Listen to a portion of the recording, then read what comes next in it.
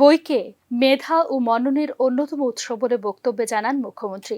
তিনি বলেন, ছাত্রছাত্রীরা যত বেশি বইয়ের সংস্পর্শে থাকবে ততই ক্ষুরধার হবে তাদের মেধা ও জ্ঞানের পরিধি।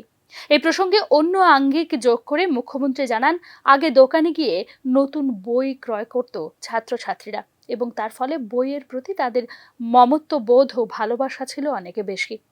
বর্তমানে স্কুলে স্কুলে বই দেওয়ার নিয়ম চালু হবার কারণে বইয়ের প্রতি ছাত্রছাত্রীদের সেই আবেগ মাখানো অনুভূতিময় কিছুটা ফিকে হয়েছে বলে অভিমত প্রকাশ করেন তিনি। হারিয়ে যাওয়া পুরনো ঐতিহ্য ফিরে পাবার জন্য গুরুত্ব আরোপ করেন মুখ্যমন্ত্রী মানিক সাহা। ত্রিপুরা সরকারের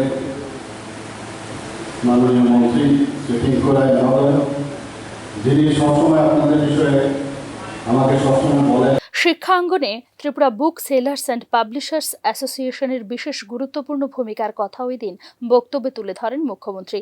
সংশ্লিষ্ট ক্ষেত্রে যে সমস্ত সমস্যা রয়েছে, রাজ্য সরকার তার সমাধানের জন্য আন্তরিক উদ্যোগ গ্রহণ করবে বলে প্রতিশ্রুতি দেন মুখ্যমন্ত্রী। রাজ্য সরকার গুণগত শিক্ষার বিকাশের জন্য নিরলসভাবে চেষ্টা করছে বলে ভাষণে উল্লেখ করেন তিনি।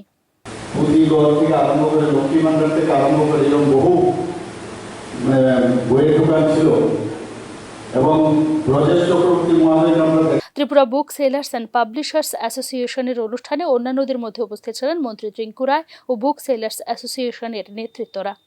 Bureau report, news now.